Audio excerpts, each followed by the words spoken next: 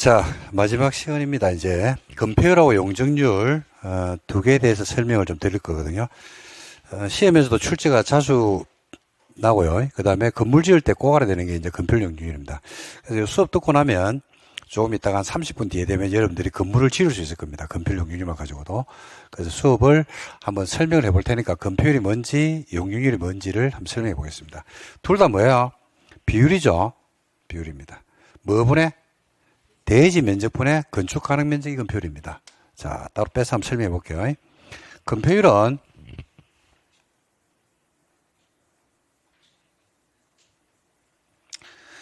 전체 대지가 있거든요. 건축 면적이 얼마가 되느냐. 자, 건폐율이 만약에 어떤 지역에 가보니까 건폐율이 50%예요. 용도 지역별로 건폐율은 여러분 정해져 있습니다.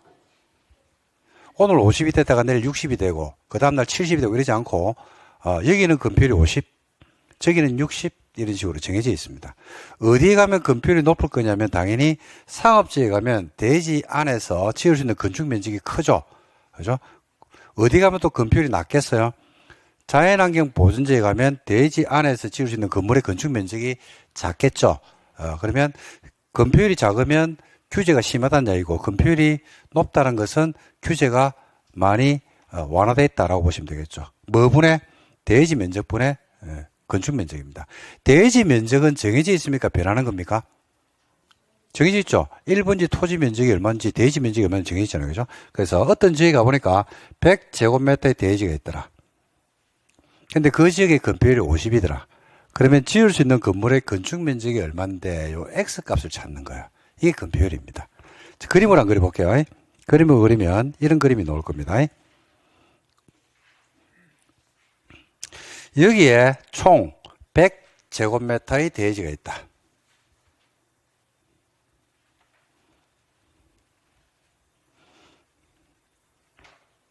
근데 건폐율이 50이래요. 그러면 이 나대지 안에서 건물을 지어야 될 거 아닙니까? 그죠? 지을 수 있는 건물의 건축 면적이 최대 얼마란 얘기입니까? 50만큼을 지을 수 있다는 얘기죠. 요만큼이에요. 최대가 얼마란 얘기인데요? 이게 얼마란 얘기인데 50을 지었죠. 그러면 이게 건폐율이 되는 겁니다. 50을 지어야 되는데 51을 지었어요. 51을. 건축 면적이 51이야. 그러면 뭔 말이에요? 건폐율을 위반했다는 말이죠. 건폐율 위반. 그래서 1제곱미터만큼을 철거해야 돼요. 건폐율이 50인데 100제곱미터 대지에서 건폐율이 50인데 49를 지으면 돼, 안 돼? 되죠? 48을 지어도 상관없죠. 그러니까 최대가 얼마란 이야기인데요? 50이 돼 말이죠. 최대가 50을 넘지 않는 범위에서 건물을 지으면 된다는 이야기입니다. 근데 51을 지으면 돼, 안 돼? 안 돼요. 이거는 건폐율 위반입니다. 건폐율 위반으로서 건축법에 가면요. 건폐율 위반은 이행 강제금을 부과합니다. 1년에 2번씩 언제까지 1000년을 부과합니다. 그래서 건폐율에 맞춰서 건물을 지어야 돼요. 그래서 용도 지역별로 지을 수 있는 건물의 사이즈가 정해져 있다라고 보시면 되겠습니다. 이게 건폐율입니다. 자, 그래서 100제곱미터 대지 안에서 건폐율이 50이라고 하면요. 건축 가능 면적이 얼마라는 얘기입니까? 50이다. 이렇게 이제 말씀을 드릴 수가 있는데, 건폐율이라는 제도를 왜 만들었는지를 한번 우리가 역추적해 봐야 돼요. 자, 지금 잘 들으셔야 돼요. 옛날에는 여러분 건폐율이라는 게 있었을까요? 없었을까요? 옛날.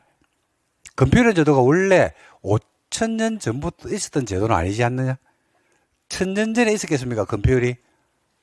100년 전에는요? 100년 전에도? 무슨 그런 거 없어. 그렇죠? 그럼 건폐율이 없다는 말이 무슨 말이냐면요. 한번 봐봐요. 건폐율이 없어요. 건폐율이 없다는 것은 누군가가 100제곱미터의 건물, 대지를 가지고 있거든? 그러면 건폐율이 없어. 그럼 건물 지으라 그러면 어떻게 짓겠어요? 그렇죠. 꽉 채워 짓겠지. 꽉 채워 짓겠지.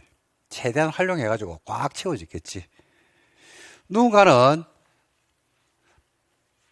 137제곱미터의 대지를 가지고 있거든요. 근데 건폐율이 없어요. 그럼 건물지라 그러면 어떻게 짓겠어요? 꽉 채워가지고 짓겠지. 뭐 별거 있겠나? 이렇게 채워 짓겠죠. 누군가가 건물을 지으려고 합니다. 근데 역시 마찬가지로 건폐율 규제가 없어요. 그러면 네 건물 지발이라면 어떻게 짓겠어요? 꽉 채워지겠죠. 그래서 옛날에 지어진 건물 가보면요. 상업지역이든 주거지역이든 건물이 다닥 붙어 있어요. 이게 오래 가지마. 불과 얼마 전에 한 4, 50년, 6, 70년 전에 지어진 건물 가보면 건물이 주거지역이든 상업지역이든 건물이 다닥 붙어 있어요. 맞습니까? 자, 어떤 문제가 있느냐? 문제가 있죠. 자, 첫 번째, 불이야! 이럽니다. 그럼 답답합니다. 화재에 엄청나게 취약하죠. 두 번째는 바람이 통해요, 안 통해요? 바람이 통하잖아요. 일조, 채광, 통풍에 엄청나게 약한 구조를 드러낼 수밖에 없다는 이야기입니다. 그래서 이게 심각한 문제가 있는데 뭐 그때는 크게 문제가 안 됐거든요. 근데 사람들이 어디로 모여드냐면 도시로 막 모여드는 거야. 60, 70년대를 지나면서 그죠? 우리나라가 농업 중심 사회에서 경공업, 그 다음에 중화학공업으로 산업을 이동을 하거든요. 산업을 이동을 하다 보니까 시골에 있는 사람들이 어디로 모여들기 시작합니까? 도시로 모여드는 거예요. 도시로 모여들면서 판자촌들이 다닥 이렇게 붙어 있는 거야. 그게 문제가 발생하고 불이 나니까 동네가 홀랑 다 타버리고 심각한 문제가 제기되는 거예요. 그래서 이 도시의 쾌적성을 위해서 건폐율이라고 하는 규제가 필요하더라라고 해가지고 대지 안에서 지을 수 있는 건물의 사이즈를 규제한 거예요. 자, 여기는 건폐율이 50이니까 너가 지을 때 몇 프로만 지어라? 50%만 지어라. 50%만. 네가 건폐율은요. 네가 건물을 어디에 짓든 어떤 모양으로 짓는지는 관심을 가져 안 가져? 안 가지고 대지를 몇 프로만 활용해라? 50%만 활용해. 건폐율 50이라는 것은요. 대지를 50%만 활용해서 건물 지어라 이 말입니다. 자, 네가 137제곱미터 대지를 가지고 있으면 네가 건물을 어디에 짓든 어떤 모양으로 짓는지 우리는 따진다 안 따진다? 안 따진다. 관심도 없다. 대신에 건물은 몇 프로만 지어라? 50%만 건물을 이렇게 지어라. 그러면 우리는 됐다. 그래서 건물을 지을 수 있는 면적, 전체 대지 안에서 건물을 지을 수 있는 면적을 규제를 했거든요. 규제를 해가지고 건축 면적을 규제를 해가지고 뭐를 확보하는데 그 취지가 있냐면 건폐율은 공간입니다. 공지를 확보하자. 공간을 확보하자는 게 취지예요. 지을 수 있는 건물의 사이즈를 규제해가지고 공간을 확보해요. 자, 공간을 확보하고 나니까 아까 발생했던 문제가 해결되면 돼요. 불이야! 이랬거든요. 불이야! 불이야! 이라면 옛날에는 어떻게 했어요? 답답이잖아. 이거 들고 나와야지. 불이야! 이러니까 지금 뭐 할 수 있어요? 왜 불 났네? 119에 신고할 수 있어요. 여유가 생기죠.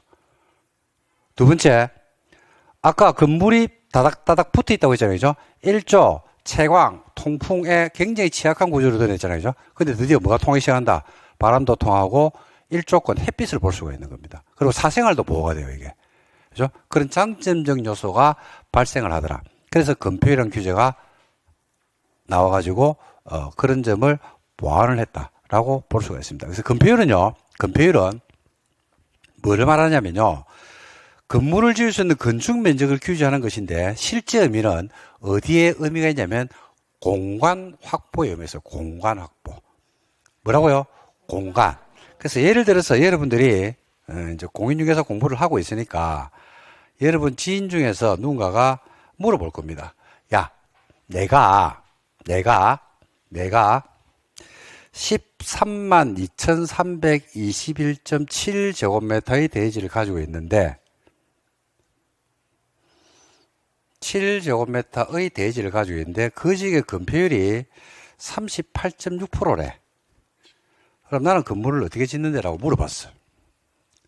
친구가 물어봤어요. 친구가 별 희한한 걸 자꾸 물어보는 주유소 되나 안 되나 물어보고 또 이것도 물어보는데 자, 물어봤어요. 뭐라고 이야기하실래요?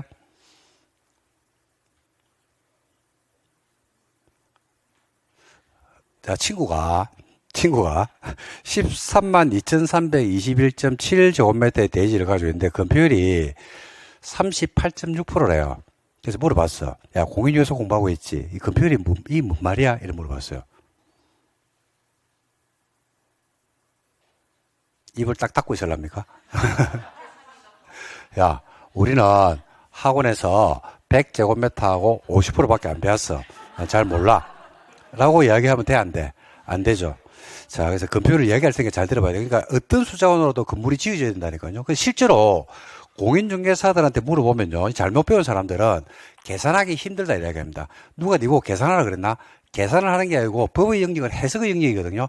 의미를 모르면 해석이 안 돼요. 의미를 알면 어떤 숫자가 주어져도 해석을 해야 된단 말입니다.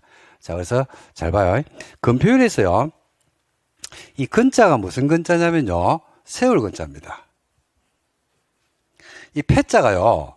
패자가 무슨 패자냐면 외울 필요는 없는데 이게 덮을패라는 말이 있어요. 무슨 패라고요? 덮을패요. 자, 해석할게요. 근표율은요. 건물을 지어서 어디 위에다가 대지 위에다가 건물을 지어서 덮는 부분의 비율이에요. 뭘 덮어요? 대지를 덮는 거예요. 대지. 나머지는 뭐로 남겨두고? 공지로 남겨두는 거예요. 그죠? 그러면 건물을 덮는 부분의 비율이거든. 그러면 덮은 게 얼마란 이야기인데? 덮은 게 얼마란 이야기인데? 건표율 50이라고 해서 덮은 게 얼마인데? 50. 그럼 안 덮은 게요? 안 덮은 게 얼마란 이야기인데요? 50. 이게 뭔데 안 덮은 게? 그게 공지 아이가. 이 두 개를 합치면 얼마가 나와야 되는데? 그게 100이 나오면 된다니까요. 쉽잖아. 건표율이 60이란 말이 무슨 말인데요? 건표율이 60이란 말이 무슨 말이에요? 덮은 게 얼마? 60. 안 덮은 게 40. 끝. 건표율이 70이라는 것은 덮은 게 안 덮은 게 그래. 건표율이 38.6%라는 것은요. 덮은 게 38.6. 안 덮은 게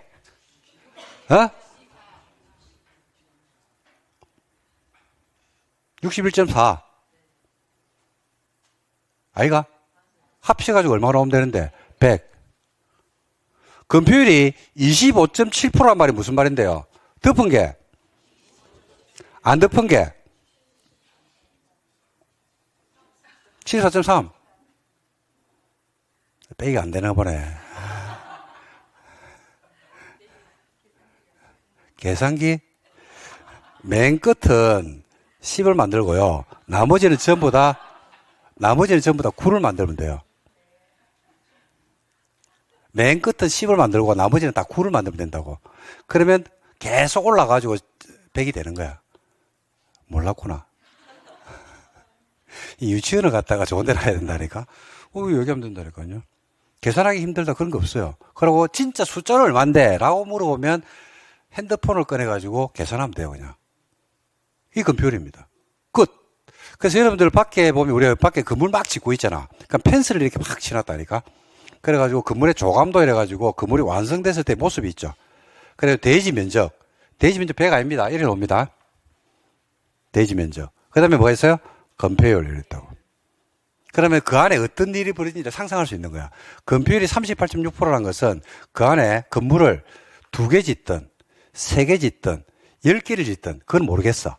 하여튼 그 대지를 얼마나 활용해야 돼? 38.6%를 활용하면 되는 거예요. 그래서 저 안에서는 저 펜스 안에서는 어떤 일이 벌어지겠냐면 38.6%만큼은 건물을 지을 것이고 나머지 61.4%는 뭐로 남길 것이다? 공지로 남길 것이다. 이렇게 하면 되는 겁니다. 이게 건폐율입니다. 끝. 설명 다 했는데요. 질문. 됐지. 그래서 건폐율에서 패자가 무슨 패자를 패라고 했어요? 덮을패. 그죠? 덮은 게 몇 프로? 50. 덮은 게 몇 프로? 38.6. 덮은 게? 안 덮은 거는요? 공지. 두 개를 합치면 항상 얼마로 오면 된다? 100. 그러면 건폐율 의미가 나오는 겁니다. 그래서 여러분들이 어떤 지역에 중개를 하든지 아니면 토지를 살 때 있죠. 그죠? 건폐율이 높으면 높을수록 뭐의 비율이 낮아요? 공지 비율이 낮겠죠. 어디 가면 건폐율이 높겠어요? 상업지역이죠. 상업지에 가면 건폐율이 높으니까 공지 비율이 작아. 그래서 건물이 다닥다닥 붙어 있는 거예요. 주거지역 가면 건폐율 비율이 상업지역보다는 낮죠. 그죠? 그러니까 공지 비율이 높겠죠. 그래서 주거지역이나 그런 데 가보면 건물과 건물 사이 공간이 떨어져 있단 말입니다. 그래서 그게 바로 이제 이런 건폐율 때문에 나온 규제다라고 보시면 되겠습니다. 됐습니까? 예, 자, 건폐율 설명 다 해버렸네, 간단하게. 자, 그 다음에 뭘 할 거냐면요. 이제 건폐율 뭔지 알겠죠? 대지 안에서 건폐율이 50이라는 것은 50%는 지어서 뭐하고 덮고 나머지 50은 뭐로 남기면 된다? 공지로 남기면 된다. 이렇게 되어 있죠. 자, 그다음 용적률 들어갑니다. 자, 용적률을 알 건데요. 용적률은 뭔 말이냐라고 했을 때, 자, 설명 들어보셔야 돼. 용, 즉, 률이에요.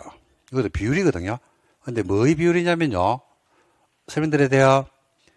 대지 면적에 대한, 이거 설명 평생에 한 밖에 안 합니다. 이럴 때 가면 설명 안 해. 들었죠라고 넘겨가는 거야. 이런 기초적인 설명 이제 안 해요.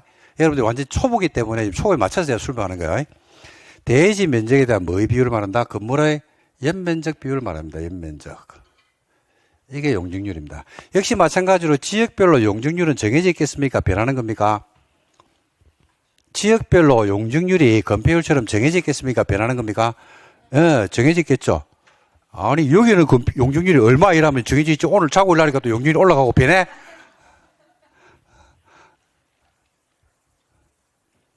대지 면적이 변해 정해져 있어. 아니, 1번지 대지가 자고 일하니까 늘어났다가 사람이 살찌듯이 대지 면적이 줄어들었다가 밥을 많이 보니까 대지 면적이 늘어났다가 그러진 않잖아. 정해져 있어 안 정해져 있어? 정해져 있죠. 100제곱미터. 그 안에서 연면적을 찾아내는 거예요. X값 찾아낸다고. 근데 연면적을 계산할 때는요. 4개를 빼요. 4개는 지하층,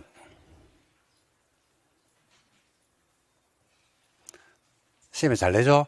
부속 용도로 쓰이는 주차 공간, 초고층 건물이나 준초고층 건물 아래 있는 피난안전구역, 그 다음에 경사지붕 아래 있는 대피 공간, 이런 것들은 뭐 한다? 제외합니다. 빼고 연면적을 계산합니다. 자, 설명드리니까 들어봐요. 자, 큰 줄기를 잡아야 돼요. 처음 공부하실 때는 시험에 뭐 오는지를 궁금해 하시면 안 돼.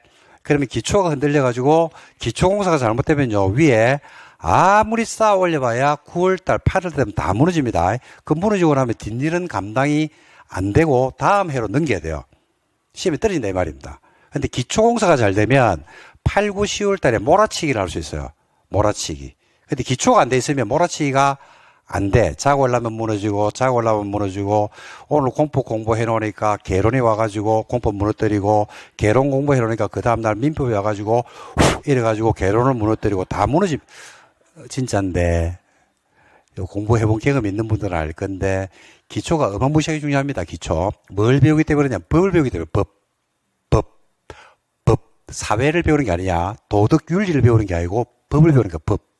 법은 원리가 있거든요. 그 원리를 알면 굉장히 쉬운 게 법이에요. 그래서 여러분들이 학원에 수업을 들어오는 목적이 뭐 때문에 오시는 거냐면 인터넷 강의를 듣고 학원에 수업 들어오는 목적이 뭐냐면 여러분 혼자서 건폐율과 용적률이라는 말의 원리를 알 수가 없거든. 국토계획법이 왜 만들어진지 알 수가 없거든요.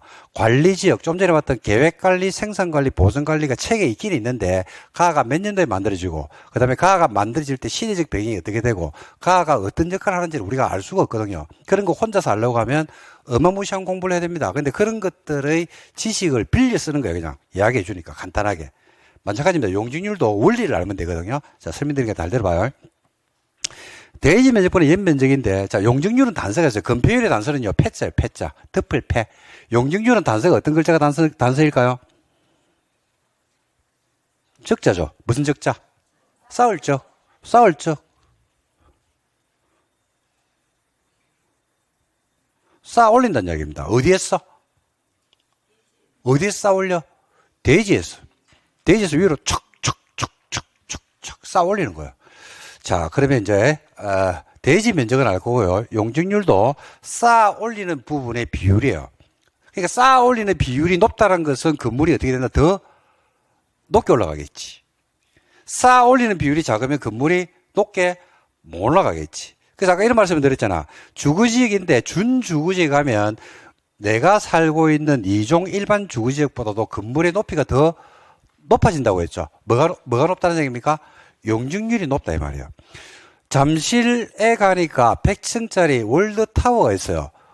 100층짜리 월드타워는 뭐가 높다는 얘기입니까? 용적률이 높다 이 말이에요. 용적률이. 그죠? 그래서 요 부분의 비율을 말하는데, 자, 여기서 연면적이란 말이 나왔거든요. 연면적부터 설명드려요. 연면적이 뭐냐? 자, 처음 공부하시는 분들한테는 헷갈릴 수 있고, 뭔 말인지 모를 수 있습니다. 연면적이란 말이 나왔는데, 연이란 말이 여러분, 이란 말이 여러분들 아는 말이에요. 연이 뭐예요, 이거? 그렇죠. 이을연. 즉, 뭘 말한다? 이어져 있는 총 합을 연이라 불러요. 쓰는 말이에요. 자, 봐봐. 이런 말 있잖아. 누군가가 실종이 됐어요. 실종자 수색을 위해서 연동원 인원이 몇 명이다.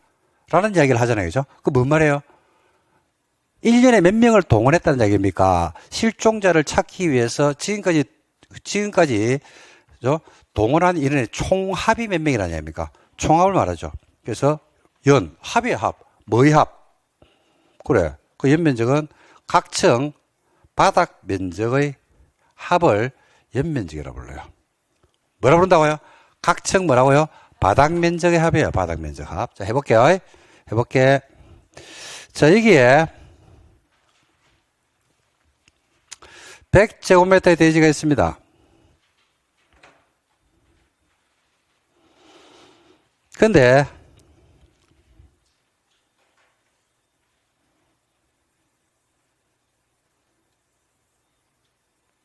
이렇게 건물이 들어서 있어요. 각층 바닥 면적은요, 전부 다 50제곱미터입니다. 그래서 지하 1, 그 다음에 지상에 3가 있습니다. 이런 건물이 있다고 할게요. 자, 질문 그대로 답하면 돼요. 이 건물의 연면적이 얼마입니까? 라고 물어보면 여러분 얼마라고 말씀하시면 돼요? 연면적이 얼마입니까? 라고 물으면 뭐라고 말씀하시면 돼요? 150으로 말씀하시면 땡 틀려버렸어요. 연면적은 200입니다. 연면적이 뭐라고 했어요? 50짜리가 몇 개 있어? 50짜리가 몇 개 있어? 4개. 54? 그래서 200이에요. 아이고, 바닥 면적의 합이라니까. 자꾸 뭘 빼면 안 돼? 지하를 왜 빼는데 지하를 뺀다는 말이 어디 있어요? 바닥 연면적인데. 연면적을 계산할 때는 지하를 포함해서 하여튼 그 안에 바닥 면적으로 계산되는 거 다 넣어줘야 돼요. 자, 질문지를 잘 봐야 돼. 용적률이 얼만데? 이렇게 물어봐요. 현재 이 건물이 쓰고 있는 용적률이 얼만데? 라고 물어보면 뭐를 빼야 돼? 지하를 빼고 연면적을 계산해야 돼요. 대지 면적이 얼마고? 100. 지하를 빼고 계산하니까 얼마? 150이죠. 그러니까 비율을 물어봤잖아. 그때는 뭐라고 말씀하시면 된다? 150% 이래 이야기하면 돼요. 그래서 시험 문제에서 이 문제는 잘 냅니다. 어디를 넣어가지고? 지하를 넣어가지고 함정을 많이 팔죠. 그죠? 많이 파죠. 팔조가 아니고 많이 파죠. 작년에 시험에서 나왔죠. 34회 시험에서. 지하를 넣어가지고. 근데 뭐 지하를 넣어 문제 내는 것은 워낙 단골 메뉴고 우리가 시험 치러 가기 전에 무수한 연습을 하고 가기 때문에 그 틀리지는 않습니다. 뭐 지금은 처음 배우는 단계니까 헷갈릴 수는 있겠죠. 근데 잘 안 틀려요, 이거는. 그러니까 뭐 할 때만 지하를 빼야 된다? 용적률 계산할 때만 빼는 거지. 함부로 빼면 안 돼요. 연면적이라면 다 더해줘야 돼요. 그죠? 자, 그런데 여기서 이제 몇 개를 짚고 갈 건데. 근데 용적률 계산할 때는 뭘 빼냐면 지하를 뺀단 말입니다. 지하를 뺀다고. 뭐도 뺍니까? 그래서 빼죠. 뭐도 빼고? 대표공과 다 빼요. 4개를 빼준다고. 왜 빼는지가 궁금하잖아. 원래부터 뺐겠어요? 원래는 안 뺐겠어요? 제가 말하는 원래는요, 이 제도가 만들어지기 전 단계. 여러분, 지금 우리가 배우고 있는 건축제한, 건폐율, 용적률 규제 이런 것들이 만들어진 지가 뭐 1000년이 되고, 10,000년이 되고, 100년이 되고 이런 건 아니지 않을까? 그죠? 고작 해봐야 몇십 년. 우리나라에 도시계획의 개념이 들어온 지가 얼마 안 되거든요. 뭐 그때 만들어졌으니까. 그죠? 원래는 뺐다, 안 뺐다? 안 뺐겠죠. 원래는 안 뺐겠죠. 자, 지하를 안 뺐어. 지하를 안 빼면 이런 건물은 들어설 수가 있어요, 없어요? 지하를 안 빼면 지하를 용적률에 포함시키는 거야. 제외 안 해. 그러면 용적률이 150이야. 그럼 이런 건물이 들어설 수가 없잖아. 그럼 어디를 날려야 돼요?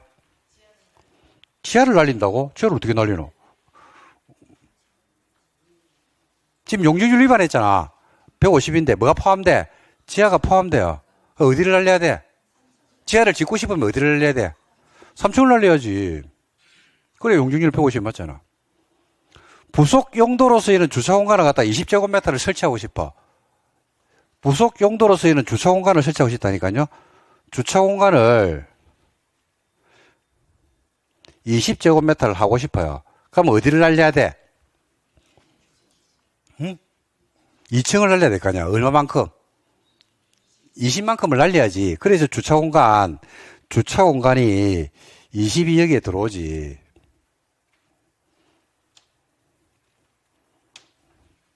주차 공간이 20이 여기에 들어올까, 아이가? 그럼 어디를 날려야 돼요? 요만큼 20을 날려야 되겠네. 다 날리라.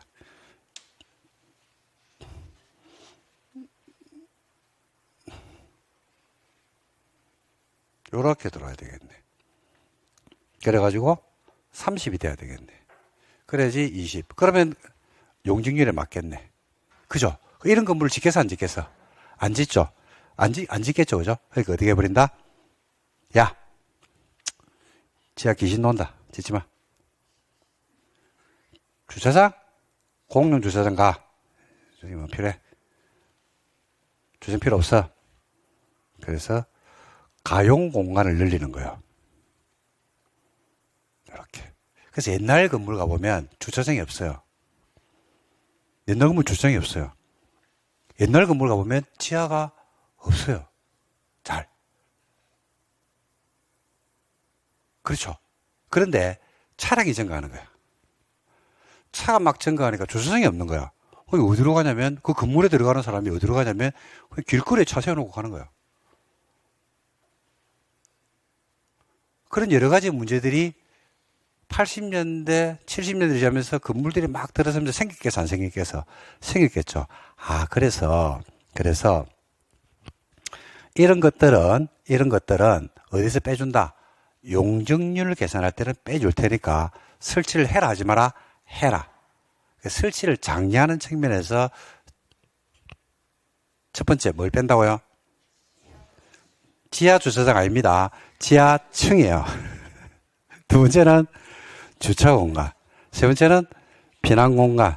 그 다음에 대피 공간. 이런 거는 빼는 거예요. 만약에 피난 공간을 초고층 건물이나 준초고층 건물의 피난 공간을 설치를 하는데 용적률에 포함시키는 거지. 그러면 건축주가 피난 공간이나 대피 공간을 설치할까요? 안 할까요? 안 하죠. 안 하죠. 그러니까 이런 것들은 용적률을 계산할 때 빼주니까, 그죠? 규제를 안 받으니까 설치를 뭐 해라? 해라. 이런 측면이 있다라고 보시면 되겠습니다. 그래서 요 4개는 뺀다. 좀 이해됐습니까, 이제? 자, 두 번째는 이제 용적률을 갖다가 여러분들이 제대로 알려고 하면요. 용적률을 읽을 수 있어야 돼요. 그래서 용적률을 한번 읽어 볼 건데, 용적률을 읽으면 앞으로 공포 공부할 때 상당히 편해집니다. 앞으로 용적률이 어쩌저쩌 이런 말들이 어마무시하게 많이 나올 거거든요. 오늘 이후부터. 근데 용적률의 의미를 그냥 용적률 자체에 내서 시험용어로만 달랑 알고 있는 분들이 있고, 그 다음에 의미를 알고 들어가는 분들이 있습니다. 그 경우에 따라서 공포를 보는 눈들이 달라지거든요. 그래서 용적률을 읽을 건데, 자, 이걸 읽는 연습을 한번 해볼게요. 쉬워요, 이거는. 자, 마찬가지로 좀 전에 아까 친구가 자꾸 그 친구 때문에 자꾸 별로 안 좋은 일이 생기는데, 친구가 아까 물어봤잖아. 뭐라고 물어봤냐면, 야, 내가 73,531.6 제곱미터의 대지를 가지고 있는데 이 지역의 건폐율이 31.8%라고 이야기하거든. 용적률이 423%라고 이야기하더라고. 야, 그럼 나 건물을 갖다 어떻게 짓지라고 물어봤을 때, 자, 요까지 건폐율 31.8%는 이제 읽을 수 있어, 없어요? 있죠? 한번 읽어보세요. 그렇지. 뭔 말인지 한 개도 안 들리지만은, 하여튼, 뭔가 말씀을 한다는 것은 알고 있으니까, 31.8%는 건물을 지어서 듣고, 68.2%는 뭐로 남겨라? 공지로 남겨라. 자, 용적률 읽어보세요, 이제. 그러면. 그죠? 자, 용적률을 이제 말씀드릴 테니까 한번 들어봐봐요. 용적률은 X값을 찾는 거거든요. X값을. 자, 용적률은 나와 있죠. 대지 면적도 나와 있죠. 상수예요, 상수, 이거는. 지역별로 가보면 대지 면적 정해져 있고, 그 지역의 용적률이 이미 정해져 있는 거예요. 변하는 수가 아니야. 상수야, 상수. 자, 그러면 x 값을 읽어야 되는데 이 x 값을 읽는 법을 우리가 알고 있다니까요. 자, 학교 다닐 때 3은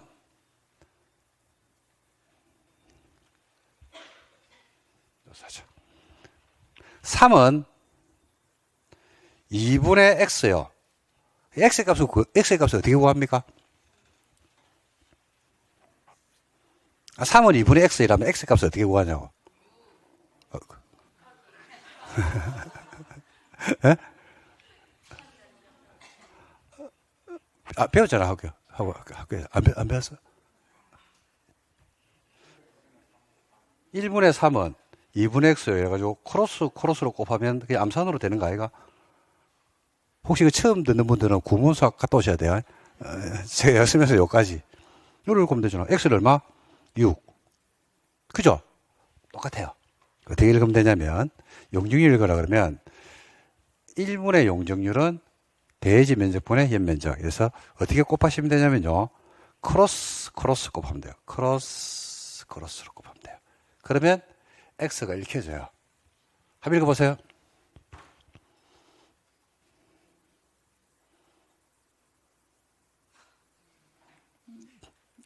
아는데, 그러니까 제가 읽어봐라는 이야기는, 여러분들이 이제 뭘 해야 되는, 지금부터 연습해야 되는 것 중에서 공부를 하면서 배워야 되는 것도 필요한데요.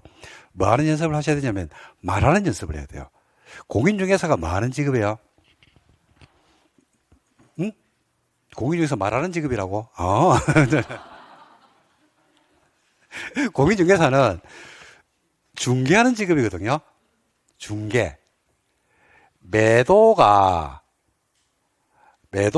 물건을 맡기거든. 매수가 찾아왔거든. 그러면 얘한테 뭘 한다? 중개. 설명을 해야 돼요. 설명. 그죠? 그러려고 그러면 어떤 용어를 쓰면서 설명을 해야 한다니까. 질문하면 그 질문에 대해서 뭘 해줘야 되고? 응? 답변을 해야 되겠죠. 그 답변할 때 어떻게 될까? 답변할 때 니는 잘 몰라. 내가 다 알아. 조용히 해. 라는 식으로 답변을 해야 돼요. 그래야지 매수나 매도가 내한테 확신을 가지고 물건을 맡길 수 있다고. 어떤 사람은요, 매수보다도 중개사가 잘 모르는 경우가 있어요. 끌려가. 그럼 안 맡겨. 재개발, 재건축에서 한번 물어봤는데, 투자자가 더 봐야 알아. 중개사는 한 개도 몰라. 아파트를 뭐 했는데, 중개사가 하는 이야기가 햇빛 잘 들어오는데 그 얘기밖에 안 해. 계속 햇빛 잘 들어오는데요. 햇빛 잘 들어오는데요. 학군 좋은데요. 학군 좋은데요. 중개 안 된다.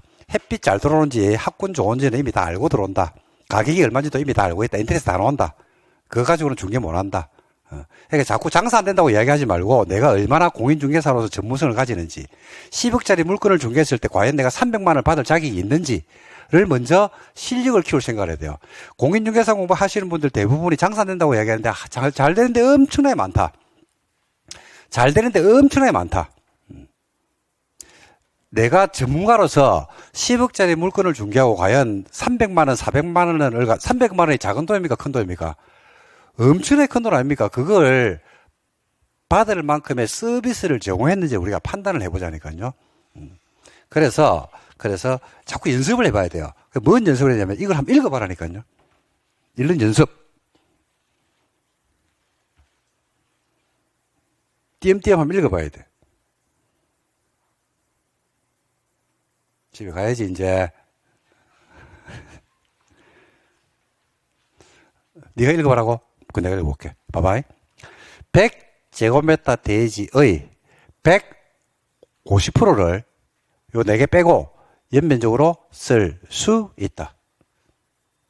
100제곱미터 대지의 150%입니까? 얼마? 150이죠. 을 4개 빼고 연면적으로 쓸 수 있다. 끝. 조금 부드럽지 않죠? 그럼 150%를 배수로 바꾸면 돼요. 배수. 100제곱미터 대지에 150%니까 몇 배? 1.5배를 뭐로? 4개 빼고 연면적으로 써야 돼? 쓸 수 있어? 쓸 수 있죠. 쓸 수 있다. 끝. 그래서 100제곱미터 대지의 1.5배만큼을 지하층, 부속 용도로 쓰이는 주차공간, 피난공간, 대표공간을 제외하고 연면적으로 쓸 수 있다. 얼마?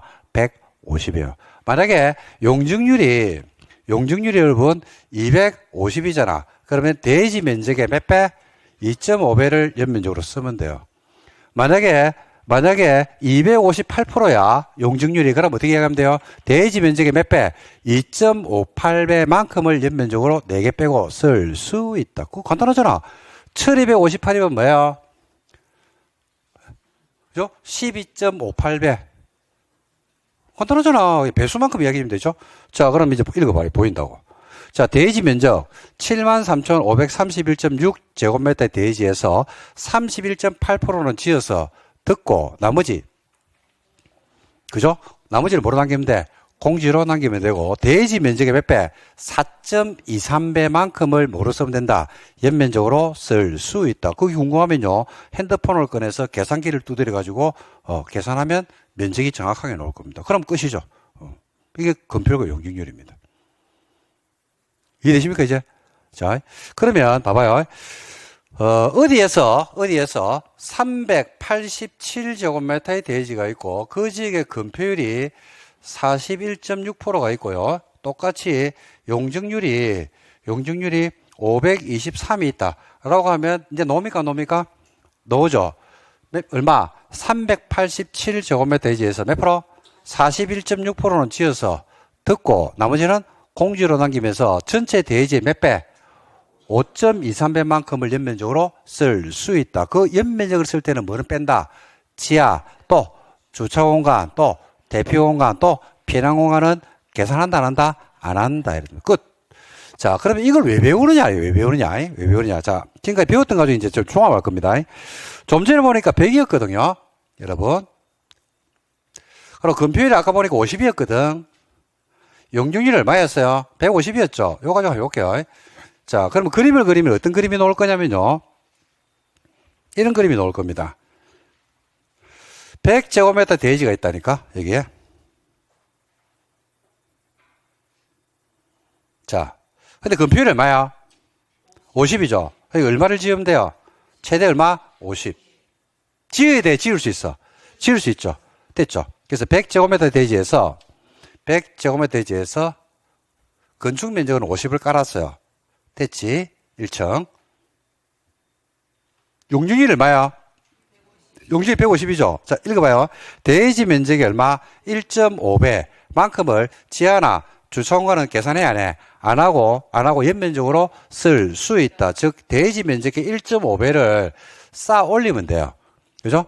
그러니까, 얼마를 쌓아 올릴 수 있는데라고 하니까 50. 2층도 얼마? 50. 3층도 얼마? 50. 이렇게.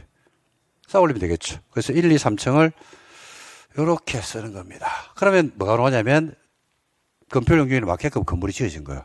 자, 여기서 이제 뭘 하나 아셔야 되냐면요. 아, 보니까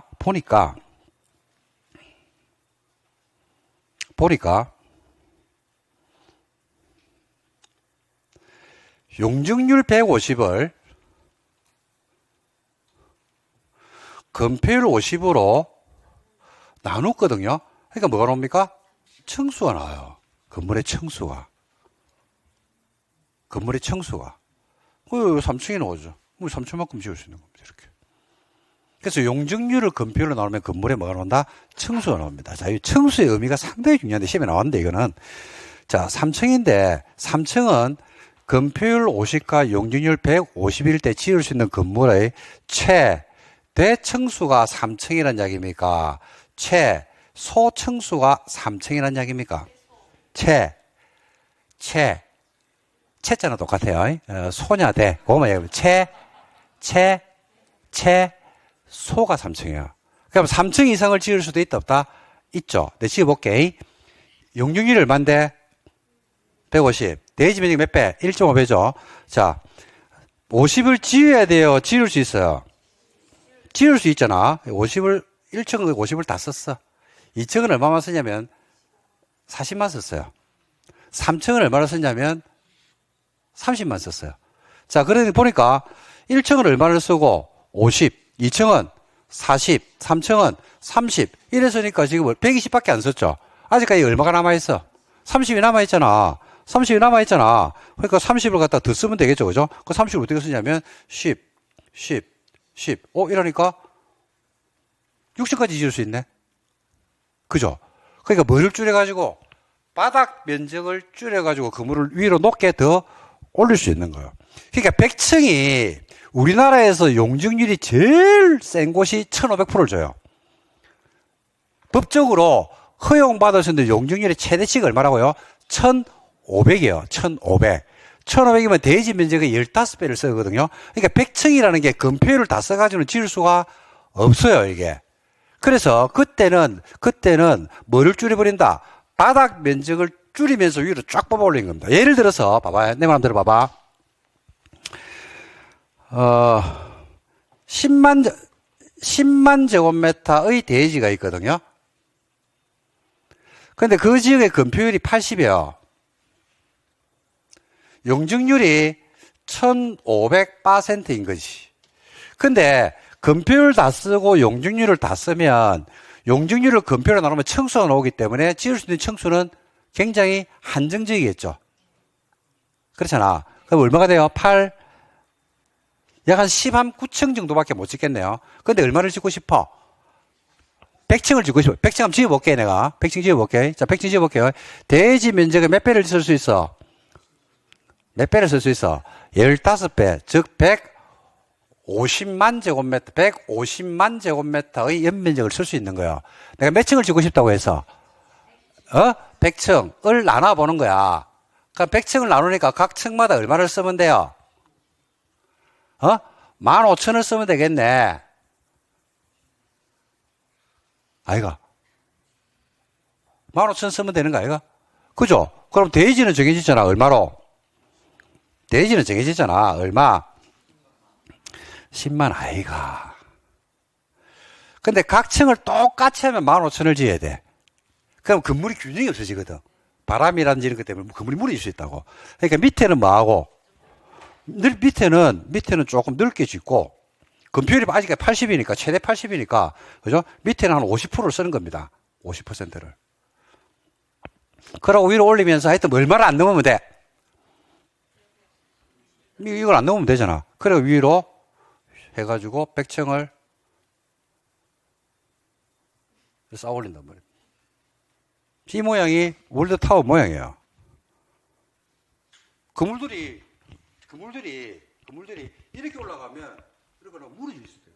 늘려가지고. 그러니까 이런 식으로 해가지고 균형을 잡는단 말입니다. 그러고 좀 더 폼나게 짓고 싶을 때 있잖아. 그죠? 그러면 어떻게 짓고? 요렇게 해가지고 이제 그 다음에 누구 영역이냐면 공법은 영역이 아니에요. 그 다음은 공법은 어디까지 영역이 몇 가지 영역이에요. 그래 이렇게 이야기를 해준다고. 누구한테? 건축사한테 이야기해 준다고. 야, 이거는 대지 면적 15배를 지을 수 있거든. 이거 가지고 네가 한번 설계해 봐봐. 건물을 어디에 짓고 어떤 모양으로 짓는지는 네가 설계해 봐봐. 그리고 어떻게 해가지고 건물이 폼나게 할지는 그건 네 영역이야. 그러니까 여러분 봐봐요. 공대에서 하는 영역하고 법에서 하는 영역이 다르다니까요. 법에서는 어떤 영역을 하냐면 해석의 영역. 공대는 뭘 하고? 계산의 영역. 그래서 법대 애들은 가방에 뭘 넣어 다니냐면요. 법전을 넣어 다녀요. 그 아들 뭐만 살아있어? 입만 살아있다고 이야기하잖아. 실제로 법 전공한 아들이 입만 살아있잖아요. 정치인들 대부분이 법 전공한 애들 아닙니까? 입만 살아있다니까요. 공대 아들은 가방에 뭘 넣어 다녀? 계산기를 넣어 다닌다니까요. 계산을 해야 되니까. 그죠? 그러니까 옛날에는 입만 살아있는 애들이 계산하는 애들을 갖다 보다는 돈을 더 많이 받았다니까요. 세상이 바뀌어버렸죠, 지금은. 문과를 선호 안 하잖아, 지금은. 이과를 더 선호하잖아요. 자, 그래서 이렇게 진단 말입니다. 그래서 건폐가 용적률이라는 이 숫자를 가지고 청수라든지 이런 것들을 이렇게 활용하는 겁니다. 이게 건폐율 용적률입니다. 그래서 우리 공부에서 이야기하는 건폐율 용적률은 이런 개념으로 쓰이고, 즉 용도 지역이라는 게 지정이 되죠, 그렇죠? 이렇게 21개 용도 지역이 지정되잖아, 그렇지?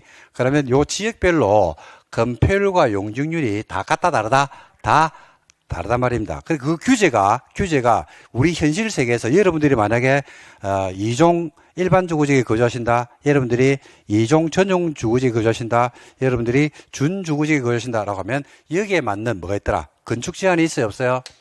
건축 제한이 있어, 없어? 있단 말입니다. 건폐율 제한이 있겠어, 없겠어? 있죠. 용률 제한이 있다, 없다? 있고, 요런 세 가지 제한을 받으면서 용도 지역에 맞게끔 생활권을 형성하는 거예요. 그래서 일종 전용 주거지면 단독주택 중심의 양호한 주환경을 네가 형성하기 위해서 거기에는 단독주택 중심의 양호한 주환경이 형성되지 않는, 훼손되지 않는 범위 안에서 이런 건물은 지을 수 있거든. 건표율은 얼마거든. 용적률은 얼마거든. 하면 그게 맞춰가지고 그 토지가 활용되는 거고, 만약에 거기가 2종 일반 주거지역이면 2종 일반 주거지역에 맞는 건물들이 있어요, 없어요? 있죠. 그 건물 중에서 그 지역에 건폐율이 있어, 없어? 있죠. 용적률이 있죠. 그죠? 그러면 그 건폐율과 용적률의 최대치 범위 안에서 건물의 사이즈가 결정되면서 설계를 해서 그런 건물들이 들어서고 그 건물을 우리가 눈으로 본다. 이렇게 생각하시면 됩니다. 그래서 이 세 가지 규제가 용도지역에서는 핵심적 규제가 된다라고 보시면 되겠습니다. 끝! 다 했습니다. 그래서 교재 88 한번 볼까요? 88. 용적률 나옵니까, 안 나옵니까? 나오죠. 대지 면적에 대한 뭐 면적이더라? 연면적이죠. 그 밑에 4개 뺀다고 돼 있어요, 안 돼 있어요? 돼 있죠. 첫 번째 뭐? 지하층. 또 부속 용도로 쓰이는 주차 공간. 그 다음에 초고층이나 준초고층 건물 아래 있는 피난 안전구역. 경사지붕 아래 있는 뭡니까? 대피 공간. 뺀다 빼고 계산한다라고 되어 있습니다. 우측에 여러분들 건폐율 용적률 숫자가 나와요, 안 나와요? 나오죠. 숫자가 나오죠, 그죠? 됐습니다. 이거는 나중에 하면 됩니다. 요거 외우는데 각각 1분씩 걸립니다. 이거는 1분 만에 다 외울 수 있습니다. 암기법이 있거든요. 그러니까 무시하셔도 돼요. 무시가 아니고 나중에 외우면 됩니다. 자, 됐습니다. 이 정도 정리를 하도록 하겠습니다. 92로 가면 용도지구 나오죠, 그죠? 용도지구 나오는데 이거는 다음 시간에 해야 될 것 같네요. 그래서 오늘은 여기까지. 오늘 진짜 중요한 거 했습니다. 오늘 한 것 중에서 제일 중요한 거는요, 용도지역 21개 개념, 분류, 그 중에서도 관리지역의 특징, 계획관리 생각해 보셔야 돼요. 생산관리, 보전관리. 그래서 오늘 한 걸 간단하게 한번 정리해 볼게요. 자, 7시간에 여러분들하고 뭘 했냐면요, 공간 재구조화 계획입니다. 공간을 맞아 다시 구조화시키자. 신도시에서 구도심에서 그래서 공간 재구조화 계획으로 다시 설계를 할 수 있는 용도구역이 3개인데, 용도구역이 첫 번째는 뭐냐면 도시혁신구역, 그 다음에 복합용도구역, 그 다음에 입체 복합구역입니다. 근데 이 공간 재구조화 계획도 계획이다 보니까 관리계획 절차하고 똑같아요, 안 똑같아요? 똑같아. 차이점이 있다 그러면 이반권자는 싹 따라서 똑같은데, 결정권자에서 관리계획은 시도, 대도시인데 공간 재구조화 계획 결정권자는 누가 빠지더라? 대도시가 빠집니다. 그리고 공간 재구조화 계획 입안을 제한할 수도 있다, 주민들이. 근데 3자도 제한할 수가 있더라. 공간 재구조화 계획이 입안 제한되는 곳에 50% 넘게 뭐가 포함되어 있으면, 국 공유지가 포함되어 있으면 3자도 할 수가 있더라. 나머지는 뭐 관리계획과 별반 차이가 없기 때문에 그 내용을 가져오시면 됩니다. 이게 첫째 시간에 했어요. 둘째 시간에는 뭘 했냐면요, 용도, 지역, 지구, 구역. 여러분들이 아마 평생에 처음 들었을 건데, 끝이 지역, 지구, 구역으로 끝나는 걸 배웠는데, 그 중에서 우리 공법적으로 끝나는 게 용도지역은 21개, 용도지구는 19개, 용도구역은 아까 총 7개가 있다라고 말씀을 드렸을 겁니다. 자, 그 용도구역, 지역, 지구, 구역에 대해서 각각 가지고 있는 개념. 그래서 용도지역부터 했죠. 용도지역에서 용도 쓰임새는 뭐로 분류했다? 생활권입니다. 생활권으로 21개의 토지를 분류했죠. 뭐 하려고 하니까 생활권 중심으로 쓰기 위해서. 그래서 법에서 4용도 구지역이 있었고, 그 다음에 이 4용도 지역 중에서 도시를 4개로 나눴죠. 주거지역, 상업지역, 공업지역, 녹지지역. 자, 주거지역은 다시 6개로 나눠집니다. 자, 양호한 주환경을 형성하는 게 뭐예요? 전용. 일반 주거지역은 편리한. 그죠? 준주거지역은 주거기능에다가 뭐가 플러스 되면 됩니까? 상업기능. 일종 전용은 단독 양호한. 2는 공동 양호한. 일종 일반은 저층 편리한. 2종 일반은 중층 편리한. 3종 일반은 중고층 편리한. 준주거지역은 주거기능에다가 뭐가 플러스 되면 돼요? 상업. 그 다음에 상업지역입니다. 상업지역은 중심 일반 유통 권리인데, 중심은 도심 기능이나 부도심, 한 도시 심장. 일반 상업지역은 업무. 유통상업지역은 유통물류, 근린상업지역은 근린지역에서 일용품이나 서비스 공급. 대충 가보죠. 그 다음에 공업지역입니다. 전용공업지역은 중화학공업이나 공해성공업. 일반은 환경을 저해하지 않는 공업 배치. 중공업지역은 경공업 플러스 주거 플러스 상업기능. 녹지는 3개죠. 보전 생산 자연인데 개발 가능성으로 분류했어요. 보전은 개발 안 되고 생산은 개발이 유보되어 있고 자연은 제한적 범위에서 개발이 가능했죠. 그 다음에 관리지역을 배웠습니다. 세 번째 시간에 배웠던 게 관리지역인데 관리지역이 가지고 있는 역사적 배경은요. 여러분들 책을 읽으면서 관리지역이란 말이 굉장히 많이 나오거든요. 이걸 이해하기 위해서 충분한 설명을 드렸습니다. 자, 계획관리 2003년 이후에 만들어진데 계획관리는 어디를 싸고 있다? 도시. 왜요? 도시가 대류고 도시 예비군. 생산관리는 어디를 싸고 있어요? 농림. 왜요? 농림을 잘 보존하기 위해서. 보존관리는 어디를 싸고 있어요? 자연환경 보존지역이죠. 왜요?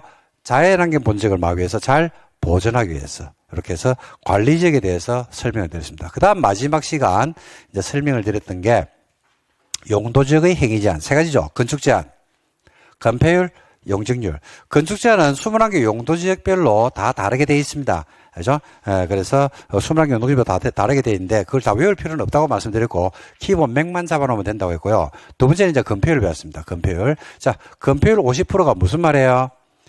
50%는 지어서 덮고 나머지 50은 뭐로 남겨라? 공지로 남겨라. 끝. 용적률 350%가 무슨 말이에요? 대지 면적의 몇 배? 3.5배만큼을 뭐로 쓸 수 있다? 연면적으로 쓸 수 있다. 뭐 빼고? 지하층이나 또 부속 용도로 쓰이는 주차 공간 또 대표 공간 또 피난 공간은 빼고 연면적으로 쓸 수 있다. 끝. 이건 우리 배운 게 답니다. 이게.